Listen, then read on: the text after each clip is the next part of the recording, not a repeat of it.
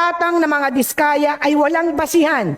Hindi lang ito direktang pag-atake sa aking karangalan, kundi insulto sa aking mga kadistrito sa Lungsod Quezon na naghalal sa akin upang paglingkuran sila ng may buong katapatan at integridad. Ang trabaho ng mababatas ay magbasa at maging representante ng mamamayan sa pagbabalangkas ng national budget. Mukhang may political agenda ang pagdawit sa aking pangalan. Tama ba ang listahan ni Diskaya? My track record in public service can speak for itself.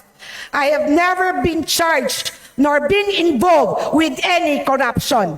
I will not allow myself nor the constituents I represent to be dragged into the mud by individuals peddling lies for their own selfish agenda. I say this without hesitation. I will hold them accountable. My office will launch an exhaustive investigation regarding this matter. I will also file a libel case against the Diskaya so they may answer before the proper court of law for this deliberate action to destroy my reputation by deceiving the public.